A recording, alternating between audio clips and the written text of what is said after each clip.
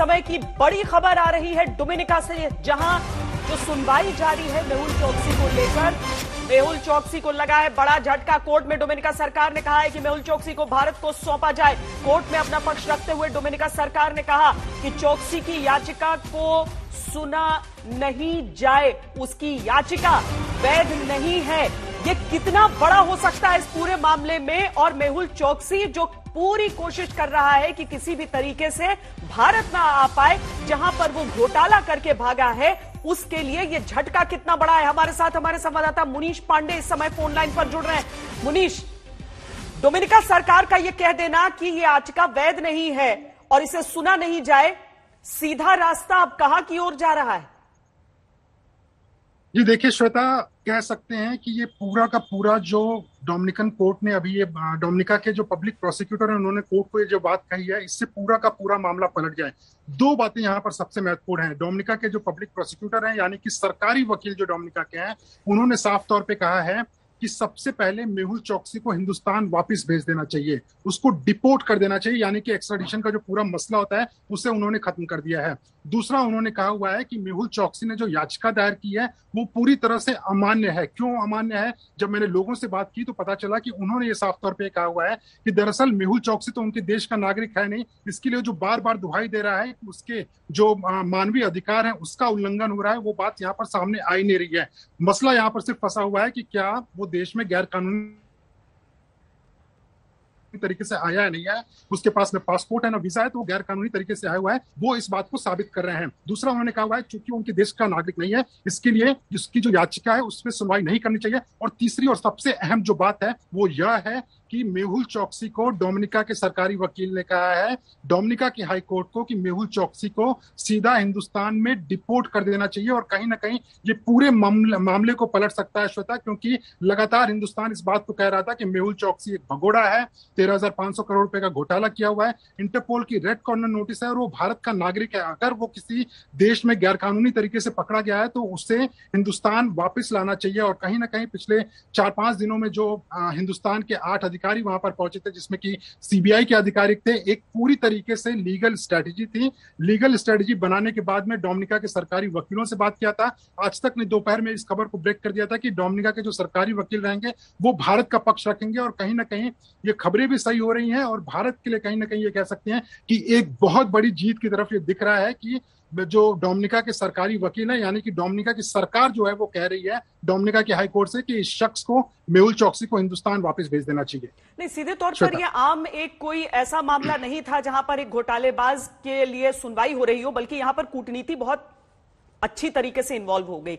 और भारत के लिए जिस तरीके से चाहे नीरव मोदी को वापस लाना हो या फिर मेहुल चोकसी को वापस लेकर हिंदुस्तान आना हो, ताकि इंसाफ हो सके उन सभी लोगों के साथ जो इस घोटाले की वजह से आज यहां पर उस पैसे के लिए तड़पते हैं।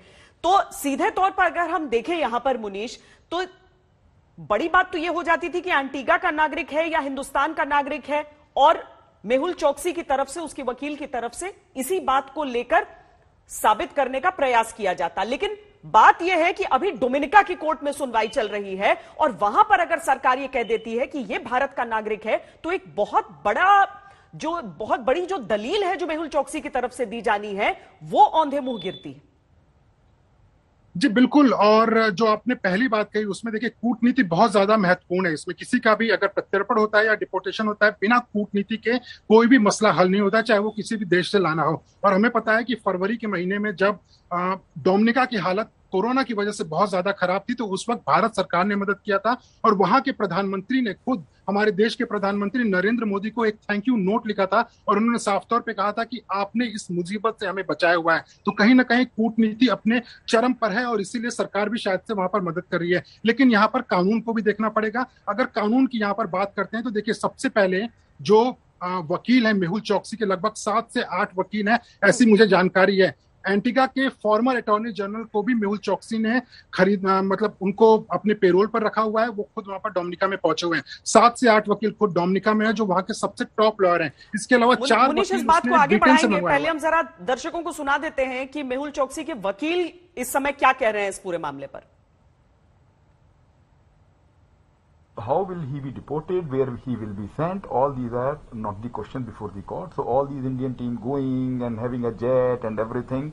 So I wish them happy vacations. So that is not the consideration. They are not even a party. Okay. And sir, also what will be the upcoming, or what will be the next action course of both the things? It would only depend upon the outcome of the court today. Okay. Okay. Thank you, sir. How will he be deported? Wherever Dominican police has a right to keep him in custody or not. How will he be deported? Where he will be sent? All these are not the question before the court. So all these Indian team going and having a jet and everything. So I wish them happy vacations. So that is not the consideration. They are not even a party. Okay. And sir, also what will be the upcoming, or what will be the next action course of both the things? It would only depend upon the outcome of the court today. Okay. Okay. Thank you, sir. तो मेहुल चौकसी के वकीलों की लंबी चौड़ी फौज है, ये हमारे संवाददाता भी बता रहे हैं। और देखिए, वकील को अति आत्मविश्वास है कि चाहे भारत की तरफ से वहां पर जेट क्यों न लगी रहे, लेकिन वो कह रहे हैं कि मैं उन्हें हैप्पी वेकेशन विश करता हूं कि वो छुट्टियां मनाकर वहां से लौट आए, क्योंकि मेहुल चौकसी के मामले में भारत कोई पार्टी ही नहीं है। लेकिन डोमिनिका में वहां की सरकार ने अदालत में ये कहा है कि इस पूरे मामले में वैध नहीं है याचिका मेहुल चौकसी की और उसे भारत को ही सौंप देना चाहिए। अब क्या रुख होगा वहां की अदालत का, ये कुछ देर में हमारे सामने स्पष्ट हो जाएगा।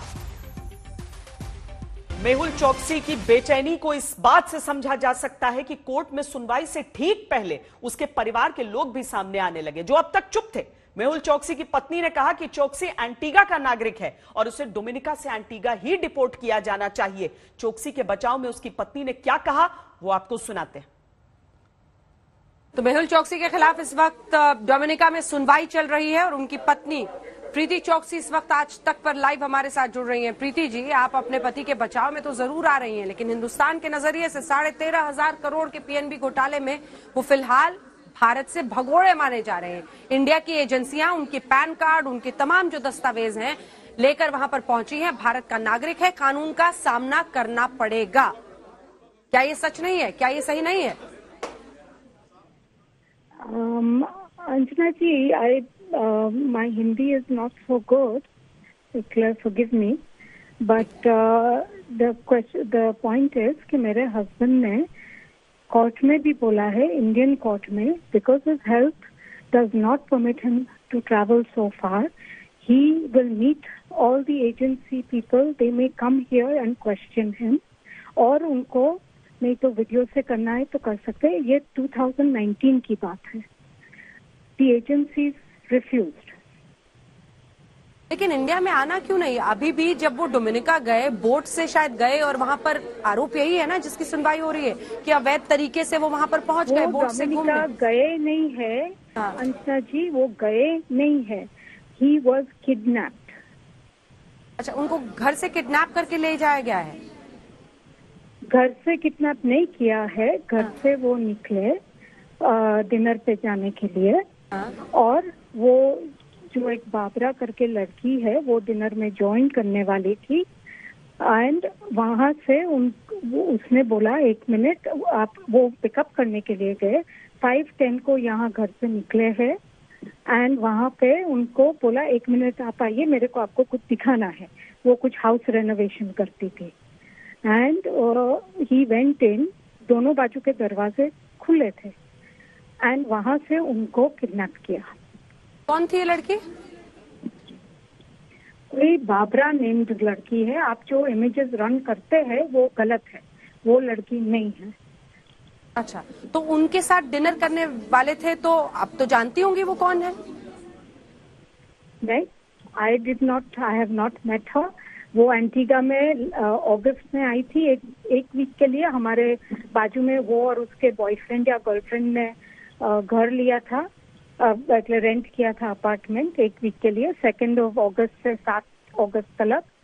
उसके बाद वो अप्रैल में आई थी 1 वीक के लिए, एंड देन अभी आई है। तो नहीं, वो दूसरे के यहाँ डिनर के लिए जा सकते हैं, तब तो तबीयत उनकी ठीक ही होगी ना। हिंदुस्तान में आकर कानून का सामना क्यों नहीं? इससे भागने की क्या जरूरत है? आर यू सेइंग कि it is not correct to eat and drink? I think That is wrong. नहीं, मैं तो कह रही हूँ कि I अगर ये think, सब कर पा it रहे is हैं तो not फिर correct. हेल्दी है ना, और अगर हेल्दी है तो Madam, उनको इंडिया में madam, आके एक minute. कानून का सामना करना चाहिए। Madam, this is to get to India is he has to fly, which his lungs cannot take and his heart cannot take. He has a running clot. Medical reports have been given. He has offered to talk to the agencies in person, face to face in Antigua. But it has been declined in court. अच्छा, आप ये बताइए कि अब तो Antigua की भी सरकार साथ देने को तैयार नहीं है। उन्होंने एफिडेविट दाखिल करके कह दिया है कि इसको इंडिया ले जाइए। आई एम नॉट अवेयर के एफिडेविट वो लोग ने दाखिल किया है कि नहीं, लेकिन आई बिलीव के एंटीगा की I do not know about this affidavit you are saying, but I know as per law he is an Antiguan citizen and the Antiguan government should be fighting to have him back home. लेकिन वहाँ के prime minister तो खुलकर कह रहे हैं कि अगर हिंदुस्तान में ऐसे क्रिमिनल चार्जेस उन पर हैं तो उनको हिंदुस्तान भेजा जाना चाहिए। I think कोई alleged crime या alleged कुछ भी है उसके लिए कोई ऑटोमेटिकली कैंगरू कोर्ट्स तो है नहीं इंडिया में, कैंगरू देश तो है नहीं इंडिया, तो क्रिमिनल कैसे बोल सकते हैं? अलेज्ड बताया, बोलिए। और क्रिमिनल चार्जेस बोला मैंने। मिनिस्टर का जो वर्ड्स है, I am talking about total का reporting, not personally, not you personally, please don't take it personally. And also I feel that we as a family are deeply anguished at the comments made by the Antiguan Prime Minister, and we pray that the whole Antiguan cabinet understands how much hurt and pain they are causing and how much fear. If you are an Antiguan citizen, you do not have rights. But आपकी लड़ाई तो देखिए प्रीति जी एक व्यक्ति और उसके इर्द गिर्द है, पर ये सोचिए कि पीएनबी घोटाला इतना बड़ा था, हिंदुस्तान में कितने लोग उस घोटाले की सुनवाई और उसके निष्कर्ष का इंतजार कर रहे हैं। आपके लिए सिंपल भाषा में आपको समझा देती हूँ। Everyone is waiting for the outcome of justice. एक आदमी बनाम कई लोगों के लिए जस्टिस। जी अंजना जी, मैं एक सिंपल चीज बोलती हूँ, जो आदमी is willing to submit himself to interviews with the agencies, isn't that the first step? Video conferencing पर कौन सा इन्वेस्टिगेशन होता है? वीडियो कॉन्फ्रेंसिंग पर आप किसी मामले की सुनवाई कर सकते हैं। पर्सनली आइए, एक व्यक्ति के लिए यहाँ की एजेंसियां जा जाकर वहाँ पर सुनवाई करें और वो व्यक्ति नहीं आ सकता, ये तो देखिए इम्प्रॉबेबल है ना, क्योंकि इन्वेस्टिगेशन में प्रीति जी, इन्वेस्टिगेशन में कई जगहों पर जो मौकाए वारदात होता है, जो बैंक है, यहाँ के ऑफिसर्स हैं, उनको फेस टू फेस कैसे पूछताछ करा पाएंगे? अब यहाँ से अधिकारियों को उठा के ले जाएंगे क्योंकि मेहुल चौकसी साहब सिर्फ एंटीगा में मिलेंगे। आपको भी तो पूरी कम्प्लेक्सिटी समझनी पड़ेगी ना। इन द कोविड वर्ल्ड आपको मालूम है कि अभी जूम बूम सब कुछ है, कोविड तो अभी चल रहा है, वो भी मालूम है कि what has happened, my husband fears for his life also, और आपको उनका देखिए उनकी हालत क्या बना दी है, और आपको लगता है कि इंडिया में आके उनको कुछ he should not fear for his life. Fear for his life तो उसके लिए तो तमाम तरीके हैं। जब एजेंसियां टेक ओवर करेंगी तो उनकी जवाबदेही होगी। जब एजेंसियां टेक ओवर करेंगी तो उनकी जवाबदेही होगी। लेकिन इसका मतलब तो ये नहीं है ना कि जस्टिस को ऑब्स्ट्रक्ट किया जाए, इंसाफ को रोका जाए। मुझे ये बताइए कि आज कोर्ट में जो वहां पर सुनवाई हो रही है, आप लोगों का पक्ष कौन रख रहा है? जो उनके लॉयर्स है वो। और उनकी मेन दलील यही है कि वो इंडिया के सिटीजन नहीं है, भारत इसमें पक्ष नहीं है, तो हमें डिपोर्ट मत कीजिए। तो that is a fact. But वो तो सिटीजन है ना इंडिया का, उनके तो पैन कार्ड से लेकर तमाम पेपर्स हैं। कॉन्स्टिट्यूशन आप लोग ने चेंज किया होगा तो मे बी उनके आधार कार्ड, आपका कॉन्स्टिट्यूशन के हिसाब से he is not a citizen of India. Aadhaar card से लेकर तमाम पेपर्स, पैन कार्ड लेकर वहाँ एजेंसियां पहुंची हैं। आपका कॉन्स्टिट्यूशन आपने चेंज किया है कि एजेंसियां अगर उनके पैन कार्ड, आधार कार्ड सब कुछ प्रोड्यूस करके कह रही हैं कि इंडिया में क्रिमिनल चार्जेस हैं इनके खिलाफ, वहां की सुनवाई के लिए आप इन्हें हमें सुपुर्द कीजिए, तो ये तो एक फेयर तरीका होगा ना। सिर्फ एक व्यक्ति और उसके हेल्थ को लेकर पूरा का पूरा जस्टिस आप सोचिए कि ऑब्स्ट्रक्ट हो रहा है 2018 से। आई बिलीव कि उससे पहले firstly we should be investigating the kidnapping and किसने किडनैपिंग करवाया। क्या इशारा कर रही हैं आप मेरे को बताइए किसने करवाया और बोट कहाँ है, जीपीएस क्यों ऑफ है, क्रू मेंबर्स कहाँ है, सबका दूध का दूध पानी का पानी। लोन लेते समय हिंदुस्तान के नागरिक लेकिन भाग के चले गए हैं तो कोरोना की दुहाई देकर अब तो हम हिंदुस्तान के नागरिक नहीं। अपनी जान की बात जरूर की लेकिन यह बात नहीं की कि पीएनबी घोटाले की वजह से जिन लोगों की जिंदगी दूभर हो गई है उनका जवाबदेह कौन होगा। डोमिनिका की सरकार भारत के पक्ष का समर्थन कर रही है, इससे कोर्ट में भारत की दलीलें और मजबूत होंगी। अब कोर्ट को फैसला करना है कि वो मेहुल चोकसी का क्या करेगी। इसमें 3 रास्ते दिख रहे हैं। एक तो अवैध एंट्री के मामले में चोकसी को डोमिनिका में ही सजा हो, वहीं पर वो सजा काटे। दूसरा रास्ता यह कि डोमिनिका से चोकसी को एंटीगा डिपोर्ट कर दिया जाए जहां का वो नागरिक बताया जा रहा है, और तीसरा रास्ता है कि चोकसी को भारत के हवाले कर दिया जाए जहां पर उस पर आपराधिक मामला है। चोकसी को देश वापस लाने पर भारत की दलीलों को मजबूती 5 बातों से मिलती है। पहली बात, मेहुल चोकसी अब भी भारत का नागरिक है।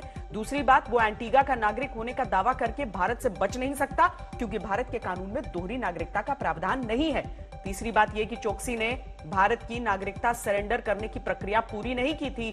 चौथी बात यह कि वो घोटालेबाज है, 2018 से भगोड़ा है, भारत में वांटेड अपराधी है। पांचवी बड़ी बात यह है कि चोकसी के खिलाफ इंटरपोल का रेड कॉर्नर नोटिस है।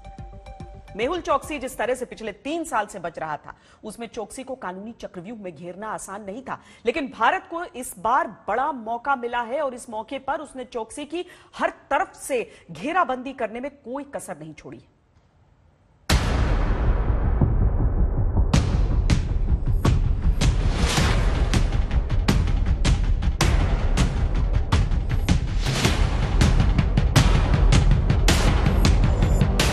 एक तरफ मेहुल चोकसी, उसका पैसा, पावर और तिकड़म, जिसके दम पर वो 3 साल से बचता रहा, और दूसरी तरफ भारतीय एजेंसियां जो 3 साल से मेहुल चोकसी की हर चाल देख रही थी, हर चाल का तोड़ निकालने की तैयारी कर रही थी, एक बड़े मौके की तलाश कर रही थी।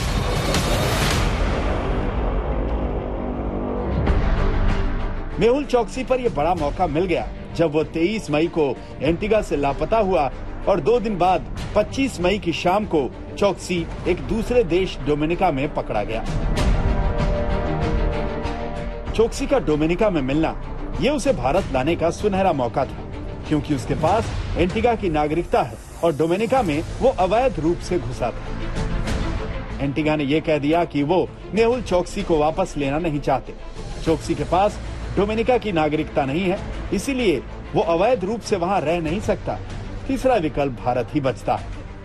Our specific request to the government of Dominica is to have Mr. Chokshi deported and be repatriated directly to India, not to send him back to Antigua and Barbuda where he's a citizen, and one in which he will enjoy certain constitutional and legal protections.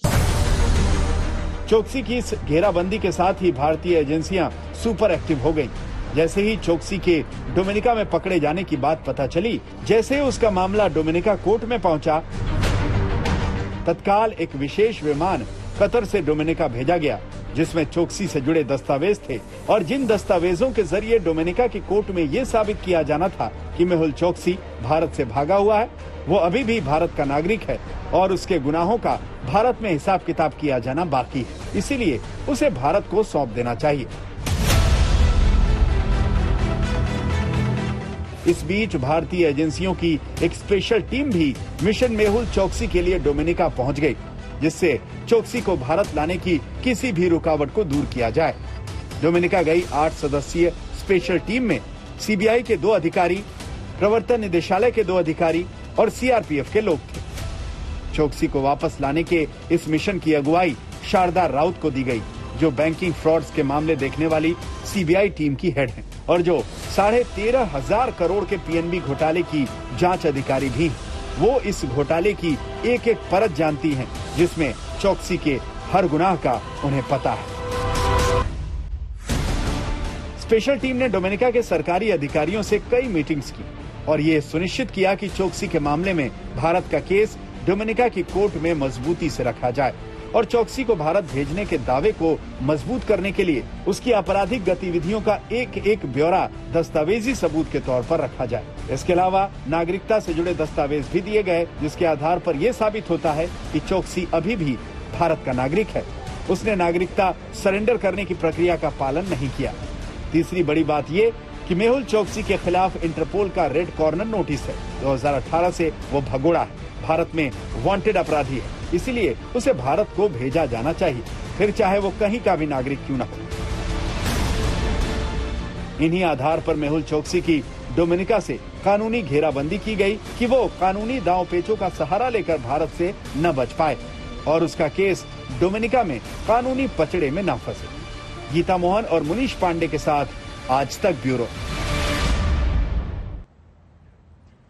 Mehul Choksi की ताकत को इस तरह से समझिए कि 2 देशों को उसने राजनीति में उलझा दिया और इस राजनीति में ही उसने भारत से बचने के रास्ते बनाने शुरू कर दिए, और वो भी तब जब वो डोमिनिका की जेल में बंद है। चोकसी के इस पावर गेम के बारे में भी जानना जरूरी है।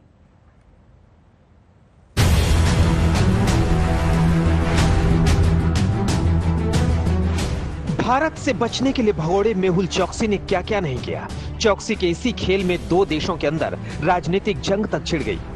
पहले एंटीगा के विपक्ष ने वहां की सरकार पर हमला बोला कि वो नागरिक के तौर पर चोकसी के अधिकारों की अनदेखी कर रही है, तो एंटीगा की सरकार ने विपक्ष पर आरोप लगा दिए कि उसने चोकसी से पैसे लिए। उधर डोमिनिका के विपक्ष ने वहां की सरकार के प्रधानमंत्री पर हमला बोल दिया कि चोकसी के साथ साजिश हुई और सरकार इस साजिश में शामिल है, लेकिन विपक्ष पर यह आरोप लग गए उसे चोकसी ने घूस ली। इस पर डोमिनिका में ऐसी खबरें आई कि वहां विपक्ष के नेता लेनॉक्स लिंटन से मेहुल चोकसी के बड़े भाई ने 30 मई को मुलाकात की थी। इस मुलाकात पर यह दावा किया गया कि मेहुल चोकसी के भाई चेतन चोकसी ने डोमिनिका में विपक्ष तो उसे चुनाव में चंदा दिया जाएगा। इसमें $2 लाख की टोकन मनी देने की भी बात है, लेकिन चोकसी के भाई से मुलाकात करने और रकम लेने के दावे को डोमिनिका में विपक्ष के नेता लेनॉक्स लिंटन ने झूठ और बेबुनियाद बताया और इसे एंटीगा और डोमिनिका दोनों सरकारों की साजिशों का हिस्सा बताया। I do not know Chetan Chokshi. I have never seen him. I have never spoken to him. I have never met with him. The article says I met with him on the 30th of May in Marigot. I was not in Marigot on the 30th of May. I was in Marigot on the 29th of May.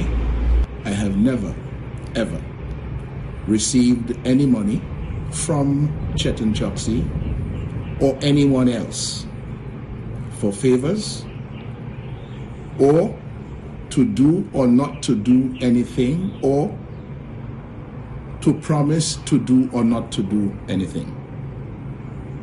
This is a total and absolute lie. Antigua से Dominica तक मेहुल चोकसी के नाम पर यह राजनीतिक जंग तब से चल रही है जब से मेहुल चोकसी एंटीगा से गायब होकर डोमिनिका में पकड़ा गया था। तब एंटीगा के पीएम ने कहा था कि मेहुल चोकसी अपनी गर्लफ्रेंड के साथ रोमांटिक ट्रिप पर डोमिनिका गया था और इसी चक्कर में वो पकड़ा गया। The information that we're getting now is that he may have taken his girlfriend to Dominica, probably to dinner to have a good time and so on, and got caught. Now, that would have been a monumental error. लेकिन Dominica में विपक्ष ने यह कह दिया कि बिना जरूरी कागजात के कैसे चोकसी डोमिनिका आ गया और सरकार को हर बात की जानकारी थी। चोकसी के वकीलों की तरफ से भी कहा गया कि उसे जबरन डोमिनिका लाया गया। एक महिला थी जो उनके पड़ोस में आके रहती थी और फिर उन्होंने शिफ्ट कर लिया था, तो उनकी फैमिली में भी आना जाना था। कोई ये गर्लफ्रेंड तो वर्ड यूज कर दिया जाता है थोड़ी सी स्टोरी को स्पाइसी बनाने के लिए, जबकि बिल्कुल ऐसा नहीं है। उनके घर आना जाना था, उनकी फैमिली में आना जाना था, तो इवनिंग में वॉक पे मिल जाते थे दोनों आपस में। तो जो है इन्होंने, वो लेडी पहले शिफ्ट हुई थी और जो पूरा पता चल रहा है कि वो भी इस ऑपरेशन का हिस्सा थी। तो इनको ट्रैप करने के लिए वो लेडी को सीड किया गया था, प्लांट किया गया था। 29 मई को डोमिनिका से मेहुल चौकसी की पहली फोटो आई थी, जिसमें वो सलाखों के पीछे दिख रहा था। एक आंख लाल थी, आंखों में सूजन थी, हाथ में चोटों के निशान थे। इसके बाद ये आरोप लगे कि चौकसी को टॉर्चर किया गया। डोमिनिका के विपक्ष ने इसकी जांच की मांग की। एंटीगा के विपक्ष ने नागरिक के तौर पर चौकसी के अधिकारों की बात की, और उधर डोमिनिका की कोर्ट में सुनवाई से ठीक पहले मेहुल चौकसी की पत्नी भी सामने आ गई और ये कहा कि उसके पति को प्रताड़ित किया गया है। को इलेक्ट्रिक शॉक्स भी दिए गए हैं, सिर्फ मारपीट नहीं है जी। आप समझिए ये टॉर्चर था जी। और एक इतने इंडियंस इन्वॉल्व है जी, आपको नहीं आशंका होती है कि कुछ है नहीं करेक्ट? और दूसरा क्यों यहाँ उनके साथ ऐसा किया गया? वो नीड से उनको कोई जरूरत नहीं थी कि एंटीगा से जाए। ये और बताइए प्रीति जी कि जिस महिला का जिक्र हो रहा है और जिस तरह की तस्वीरें आ रही हैं, क्या ये वही है? जो लोग ने ये महिला को देखा है वो लोग बोलते हैं कि ये पिक्चर और ही किसी का है। वो महिला का पिक्चर पुलिस के पास है जो एक्चुअल महिला है। आपकी बातचीत हुई है उस महिला से फिर? क्योंकि बताया जा रहा है कि पारिवारिक मित्र थी। मिली नहीं हूँ मैं, कभी मैं नहीं मिली। पारिवारिक में उनके फ्रेंड्स और स्टाफ और वो है, वो लोग मिले हैं। घोटालेबाज मेहुल चौकसी की पत्नी ने यह भी दावा किया कि जिस मिस्ट्री गर्ल बारबरा को मेहुल चौकसी के साथ बताया गया, लेकिन ये बारबरा वो नहीं है जिसकी तस्वीरें वायरल हुई है। गीता मोहन के साथ आज तक ब्यूरो। केंद्र सरकार ने फाइजर और मॉडर्ना जैसी विदेशी वैक्सीन के भारत में स्वागत के लिए रेड कारपेट बिछा दिया है, जिसके लिए इन कंपनियों को 2 प्रकार के डिस्काउंट देने पर गंभीरता से विचार किया जा रहा है। अब फाइजर और मॉडर्ना वैक्सीन को भारत में ब्रिजिंग ट्रायल से नहीं गुजरना होगा। इसका मतलब यह हुआ कि भारत की ड्रग नियामक संस्था यानी डीसीजीए ने इन वैक्सीन के भारत में अलग से ट्रायल कराने की शर्तों को हटा दिया है। फाइजर और मॉडर्ना को दूसरा डिस्काउंट इंडेमनिटी अगेंस्ट लायबिलिटी के रूप में मिला है, जिसका मतलब यह है कि सरकार से इन कंपनियों को क्षतिपूर्ति के दायित्व से छूट मिलेगी। सूत्रों की माने तो सरकार इस बात पर राजी हो गई है कि वैक्सीन के साइड इफेक्ट होने पर कंपनी की कोई जवाबदेही नहीं होगी। भारत में इस समय वैक्सीन की भारी किल्लत है। अभी मुख्य रूप से कोविशील्ड और कोवैक्सीन का इस्तेमाल किया जा रहा है। रूस की स्पुतनिक वी भी अब कुछ इस्तेमाल होने लगी है, लेकिन भारत की कोशिश मॉडर्ना और फाइजर जैसी कंपनियों की वैक्सीन भारत में लाने की है। सूत्रों के अनुसार फाइजर और मॉडर्ना की तरह अन्य विदेशी कंपनियों की वैक्सीन को भी ये छूट दी जा सकती है, लेकिन जानकार मानते हैं कि इतना सब करने के बावजूद ऐसा नहीं है कि भारत में फाइजर और मॉडर्ना जैसी वैक्सीन के आने का रास्ता पूरी तरह साफ हो गया।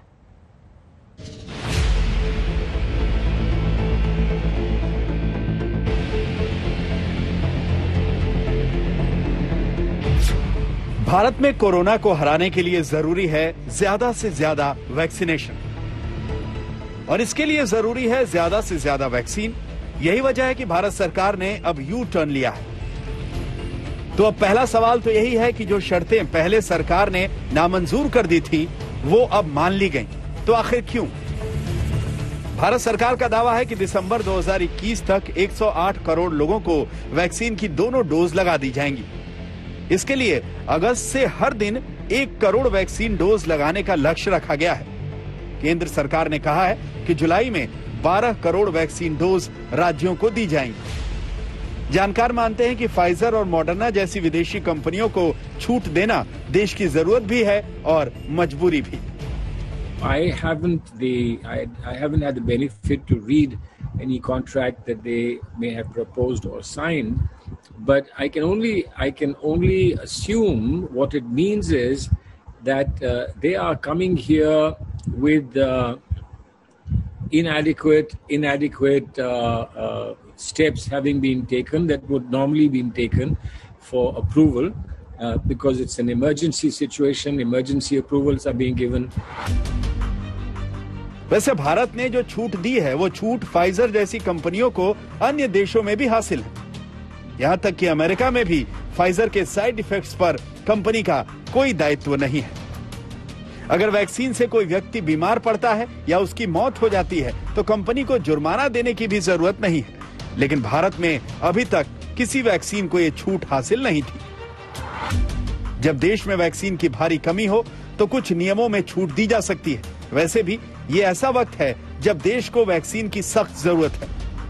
सरकारी सूत्रों के मुताबिक फाइजर से भारत सरकार की बातचीत लगभग फाइनल हो चुकी है। जानकारी के मुताबिक भारत को फाइजर कंपनी ने जुलाई और अगस्त के दौरान 5 करोड़ वैक्सीन डोज देने की हामी भर दी है, जबकि मॉडर्ना ने कहा है कि वो 2022 यानी अगले साल से ही भारत को वैक्सीन सप्लाई कर पाएगा। हालांकि अभी तक दोनों ही कंपनियों के साथ भारत सरकार की कोई आधिकारिक डील नहीं हुई। एक स्टेटमेंट में फाइजर इंडिया ने आज तक से ये कहा है कि फाइजर महामारी के खिलाफ अपनी लड़ाई का समर्थन करने और देश में उपयोग के लिए फाइजर कोविड-19 वैक्सीन उपलब्ध कराने के लिए भारत सरकार के साथ निरंतर जुड़ाव के लिए प्रतिबद्ध है। ये सरकार के साथ चल रही चर्चा है, इसलिए हम और अधिक पुष्टि करने में असमर्थ हैं। जैसे कि हमने हमेशा बनाए रखा है, इस महामारी चरण के दौरान दुनिया भर में फाइजर राष्ट्रीय टीकाकरण कार्यक्रमों में तैनाती के लिए केवल केंद्र सरकारों और सुपर नेशनल संगठनों के कोविड-19 वैक्सीन के आपूर्ति करेगा। एक देश के भीतर खुराक और वैक्सीनेशन योजना की प्लानिंग स्थानीय सरकारों की जिम्मेवारी है, ये उनका निर्णय है।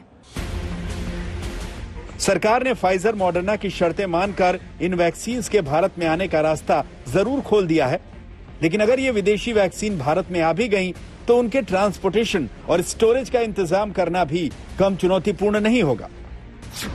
फाइजर वैक्सीन को -70 से 80 डिग्री तापमान में ट्रांसपोर्ट किया जाना जरूरी है।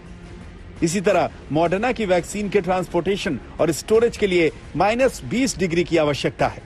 साधारण फ्रिज के तापमान में यह वैक्सीन 24 से 48 घंटों में खराब हो जाती है। जाहिर है फाइजर और मॉडर्ना की वैक्सीन के लिए भारत में अल्ट्रा कोल्ड चेन की जरूरत होगी। ये भी एक वजह थी कि इन दोनों वैक्सीन को अब तक भारत में इमरजेंसी इस्तेमाल की मंजूरी नहीं मिली थी।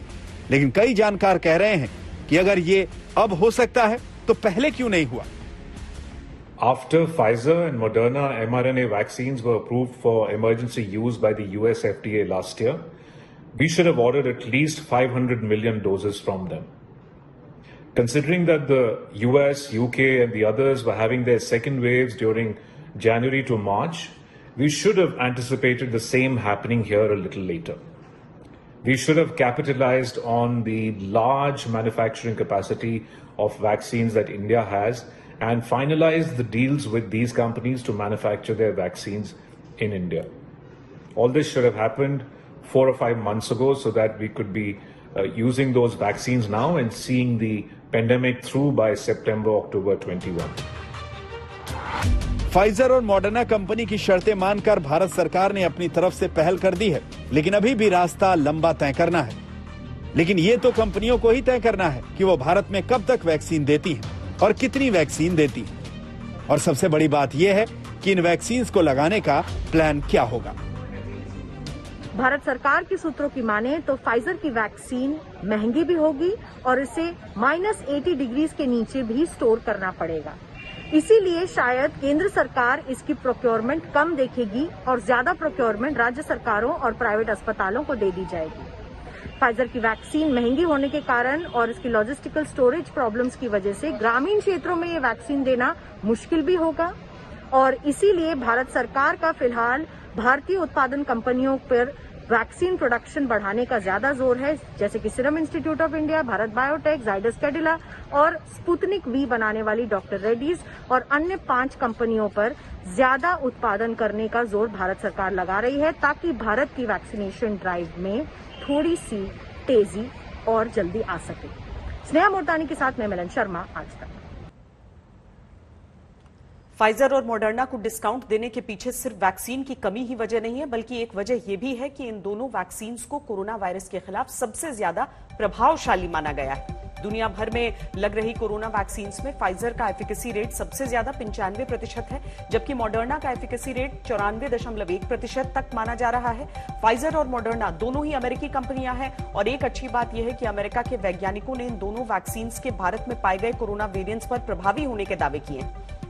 न्यूयॉर्क यूनिवर्सिटी की स्टडी के अनुसार भारत में कहर ढाने वाले कोरोना वायरस के दोनों वेरिएंट B1617 और B16172 के खिलाफ ये दोनों वैक्सीन पूरी तरह कारगर हैं। वैज्ञानिकों के अनुसार ये वैक्सीन B1617 वेरिएंट के प्रभाव को 4 गुना कम कर देती हैं, जबकि दूसरे वेरिएंट के खिलाफ 3 गुना तक असरदार है। रिसर्च के अनुसार ये दोनों वैक्सीन म्यूटेशन के खतरे के बाद भी भारत में मिले कोरोना वेरिएंट्स के स्पाइक प्रोटीन को खत्म करने में सक्षम है। इन दोनों वैक्सीन को WHO से मान्यता भी मिली हुई है और अमेरिका, यूरोपियन यूनियन और ब्रिटेन समेत कई देशों में ये दोनों वैक्सीन इस्तेमाल हो रही हैं। इस आधार पर विशेषज्ञ दोनों वैक्सीन को भारत में ट्रायल से मिली छूट का समर्थन भी दे रहे हैं। भारत में अभी हमें तेजी से वैक्सीनेशन करने की जरूरत है और ये वैक्सीनेशन के लिए तरह तरह के वैक्सीन की जरूरत भी पड़ेगी। और विदेश में जो वैक्सीन बनाते हैं वो फाइजर, मॉडर्ना जैसे वैक्सीन भी अगर हमें मिला तो बहुत अच्छा होगा, क्योंकि उतना वैरायटी और उतना नंबर्स हमें मिलेगा। और ये फाइजर और मॉडर्ना के वैक्सीन जो है वो 6 महीने से ज्यादा एक्सपीरियंस है उनसे, और बहुत सारे लोगों को वो वैक्सीनेशन लगाए हैं और उनमें से कॉम्प्लिकेशन तो बहुत बहुत कम है। ये दोनों बहुत सेफ वैक्सीन है, जैसे ही भारत के वैक्सीन भी बहुत सेफ है। इसलिए से ये इंडेमनिटी की बात जो है वो जैसे वैक्सीन देश कंट्री में जब डील किया जाता है तो इंडेमनिटी तो की जरूरत है ये कंपनी के लिए, वो एक नेसेसिटी है वो कंपनी के लिए। और अभी ये 6 मंथ्स का सेफ्टी डेटा उसका सपोर्ट भी करता है।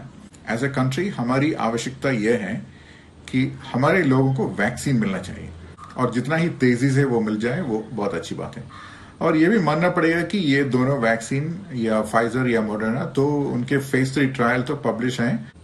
ये पब्लिश रिपोर्ट के अनुसार WHO ने उनको अप्रूवल किया है और उसके कारण दूसरे ट्रायल भारत में करने की कोई जरूरत नहीं है, क्योंकि इनका प्रूफ अभी हमारे पास है और not only efficacy but also safety. हम जानते हैं कि दोनों वैक्सीन बढ़िया वैक्सीन है और सुरक्षित भी। मॉडर्ना और फाइजर के वैक्सीन को छूट देने के पीछे सरकार की मंशा यह है कि इससे वैक्सीन की कमी दूर होगी और वैक्सीनेशन ड्राइव को रफ्तार मिलेगी। लेकिन वर्तमान स्थिति यह है कि रूस की स्पुतनिक वी के अलावा किसी विदेशी वैक्सीन कंपनी से भारत सरकार अभी तक कोई डील लॉक नहीं कर पाई है। इस वजह से वैक्सीन और वैक्सीनेशन पॉलिसी पर सवाल उठ रहे हैं। दिल्ली हाईकोर्ट ने सख्त लहजे में पूछा है कि जब वैक्सीन ही नहीं है तो 18 से 44 वर्ष के लोगों के लिए वैक्सीनेशन का ऐलान क्यों किया गया। जस्टिस विपिन सांघी ने कहा कि वैक्सीन संकट के समय में अगर चुनाव किया जाए तो हमें युवाओं को चुनना चाहिए। जस्टिस विपिन सांघी ने कहा कि वो वैक्सीन पॉलिसी को समझ नहीं पा रहे हैं। आज सुप्रीम कोर्ट ने भी केंद्र सरकार से पूछा है कि वैक्सीनेशन के लिए बनाए गए 35,000 करोड़ रुपए के फंड का इस्तेमाल 18 से 44 साल की आबादी को फ्री वैक्सीन देने में इस्तेमाल क्यों नहीं हो सकता। जाहिर है जब अदालतों को ऐसी टिप्पणी करनी पड़ रही है तो सवाल उठते हैं। भारत के वैक्सीनेशन प्रोग्राम को दोबारा पटरी पर लाने के लिए सरकारी प्रयासों में तेजी की आवश्यकता है। केंद्र सरकार इसी कोशिश में जुटी हुई है। 135 करोड़ के देश भारत में कोरोना से लड़ाई कभी आसान नहीं रही, लेकिन हमारे देश के कुछ हिस्सों ने कोरोना से ऐसी लड़ाई लड़ी है कि उसकी मिसाल दी जाने लगी। इन्हीं में से एक है मुंबई का धारावी। धारावी में 2.5 वर्ग किलोमीटर के क्षेत्र में तकरीबन 8 लाख की आबादी रहती है। ऐसे में वहां कोरोना रोकना आसान नहीं था। कोरोना की दस्तक के साथ एशिया की सबसे बड़ी स्लम बस्ती धारावी को लेकर कैसी दहशत फैली होगी। इसे ऐसे समझिए कि धारावी में छोटे छोटे कमरों में आमतौर पर 8 से 10 लोग रहते हैं। धारावी का हाल यह है कि वहां 5,000 GST भरने वाले एंटरप्राइज हैं और 15,000 एक कमरे वाली फैक्ट्रियां हैं। जाहिर तौर पर धारावी में सोशल डिस्टेंसिंग का पालन करना लगभग नामुमकिन था, लेकिन वहां शुरू से ही 4T मॉडल यानी ट्रेसिंग, ट्रैकिंग, टेस्टिंग और ट्रीटिंग पर जोर दिया गया। BMC के अनुसार धारावी में कोरोना के कम केस होने के बावजूद बिल्कुल ढील नहीं दी गई। हालांकि अभी भी वहां कम वैक्सीनेशन चैलेंज बना हुआ है, लेकिन धारावी मॉडल जरूर राहत देता है। 2020 और 2021 में धारावी में कैसे कोरोना को काबू में किया गया, इस धारावी मॉडल पर हमारी ये रिपोर्ट देखिए।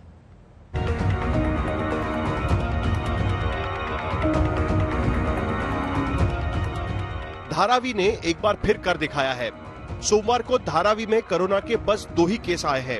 ये 11 फरवरी से अब तक का सबसे छोटा आंकड़ा है, जो कोरोना की दूसरी लहर में सबसे कम है।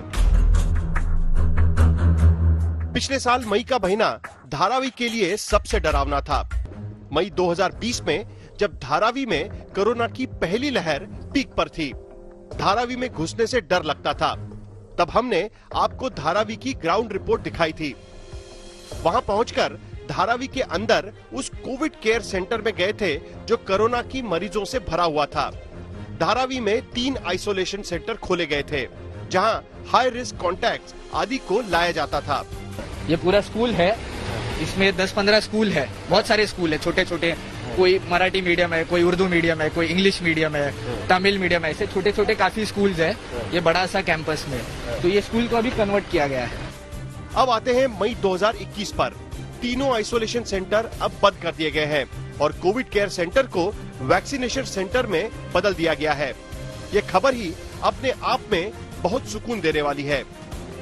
जब धारावी कोरोना की पहली लहर से जूझ रहा था, यहाँ डर का माहौल पाया गया था। बीएमसी कर्मचारी घूम घूम कर लोगों की स्क्रीनिंग कर रहे थे। लोगों के काम धंधे, दुकानें बंद थी, पर अब दुकानें खुली है। कोरोना का खौफ कम हुआ है। मई 2020 और मई 2021 का अंतर साफ नजर आ रहा है। अवेयरनेस एंड सेकेंडली कि लोगों में डर जो था पहले वो नहीं है, बट लोग पैनिक नहीं हो रहे, इंस्ट्रक्शंस फॉलो कर रहे हैं। धारावी में इस साल 5 महीने में 3011 केस निकले हैं। जनवरी में 117, फरवरी में 157, मार्च में 829, अप्रैल में 1531 और मई में 377 केस मिले, जबकि कॉन्टैक्ट ट्रेसिंग 42,000 लोगों की गई। वहीं 1 मई को धारावी में करीब 1000 एक्टिव केस थे। 10 मई से धारावी में केस कम आना शुरू हो गया। 26 मई को भी मात्र 3 केस रह गए थे। धारावी ने कोरोना की पहली लहर का कोहराम भी देखा, फिर उसे काबू होते भी देखा। पिछले साल मई में 1402, जुलाई में 288, सितंबर में 401, नवंबर में 145 और दिसंबर में 119 केस दर्ज हुए थे। पिछले साल मई में प्रवासी कर्मचारी अपने घरों को लौट रहे थे। जो नहीं जा पाए वो डरे हुए थे, काम धाम नहीं था। धारावी में मशीनों का शोर शांत हो गया था। अब मई 2021 में कुछ बदला हुआ है। अब प्रवासी घर लौट रहे हैं। हालांकि पुराने दिन पूरी तरह नहीं लौटे हैं, लेकिन काम शुरू हो गया है।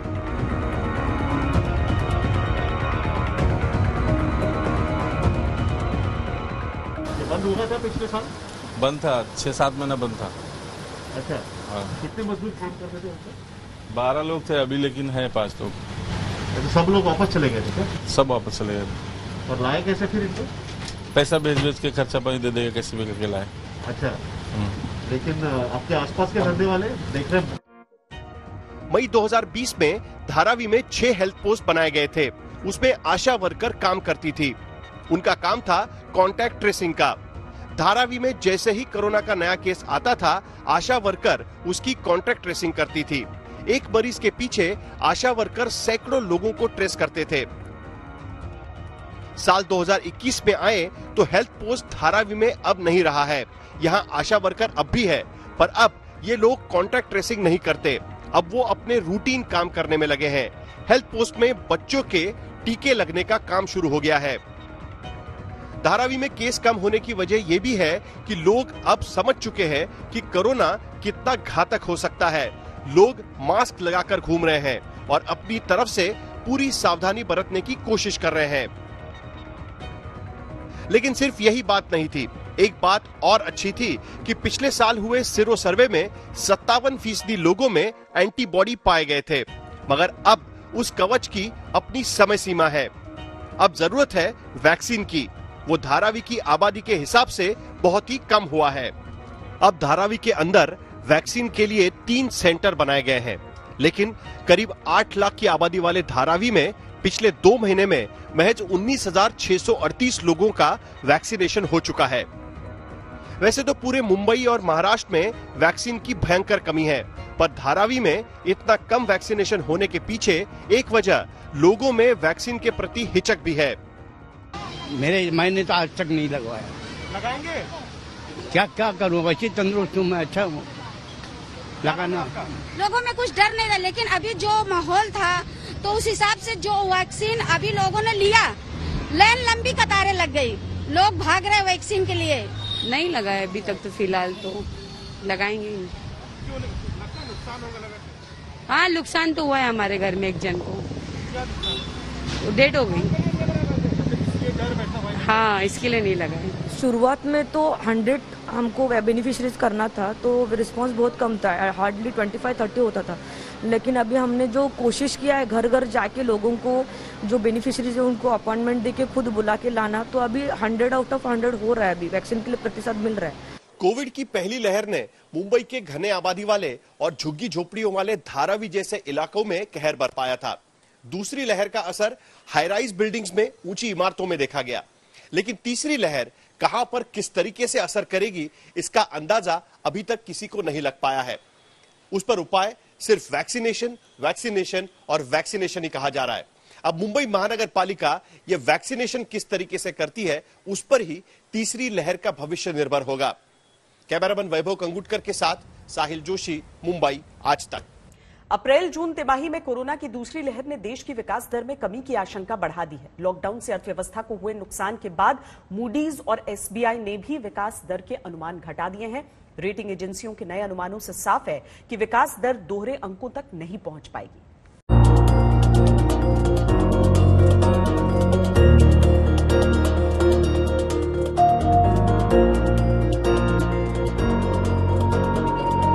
कोरोना के कहर से बुरी तरह प्रभावित हुई इकोनॉमी में सुधार को लेकर कई अनुमान जारी किए जा रहे हैं। इसी कड़ी में मूडीज ने भी अपना अनुमान जारी किया है। रेटिंग एजेंसी के मुताबिक अगले 2 कारोबारी साल में जीडीपी में पॉजिटिव ग्रोथ की संभावना है। रिपोर्ट के मुताबिक भारत की विकास दर में 2021-22 में 9.3% की ग्रोथ दर्ज होगी। मूडीज ने 2022-23 में जीडीपी ग्रोथ 7.9% रहने का अनुमान लगाया है। हालांकि ये अनुमान सटीक साबित तभी होगा जब कोरोना काबू में आ जाएगा। मुख्य आर्थिक सलाहकार ने भी मौजूदा माहौल को अनिश्चित बताते हुए नया अनुमान लगाने से परहेज किया है। So there may be some impact on, I think, rural demand, which, as I mentioned, had been quite resilient over the last year. I think this is something that we'll have to wait and watch. Related to that is also the pent-up demand. The pent-up demand did come back very strongly, after the first wave. The second wave, I think some part of it will certainly should come back, but we'll have to see. I think there is uncertainty about how much of it will come back. We'll have to wait and watch. Moody's का अनुमान है मौजूदा तिमाही यानी अप्रैल जून के दौरान आर्थिक गतिविधियों की रफ्तार धीमी रह सकती है, जिसमें अगली तिमाही में सुधार होगा। साथ ही महंगाई के भी जल्द ही काबू में आने की संभावना मूडीज ने जताई है। महामारी से नई आर्थिक मुश्किलें उभर कर आई हैं। ऐसे में रियल जीडीपी ग्रोथ औसतन करीब 6% रह सकती है, लेकिन ये ग्रोथ रेट 2020-21 के दौरान जीडीपी में दर्ज की गई 7.3% की गिरावट से तुलना करने की वजह से इतनी बड़ी हुई दिख रही है। इसके साथ ही एसबीआई ने भी जीडीपी ग्रोथ पर अनुमान जारी किए हैं। इसके तहत 2021-22 में ग्रोथ अनुमान 10.4% से घटाकर 7.9% कर दिया गया है। एसबीआई ने देश में वैक्सीनेशन के हालात से ग्रोथ की रफ्तार तय होगी। अंतर्राष्ट्रीय मार्केट में कमोडिटीज के दाम बढ़ने से भी जीडीपी ग्रोथ की रफ्तार धीमी पड़ने की आशंका है। ऐसे में इकोनॉमी में डब्ल्यू शेप रिकवरी का अनुमान जताया जा रहा है। ब्यूरो रिपोर्ट आज तक।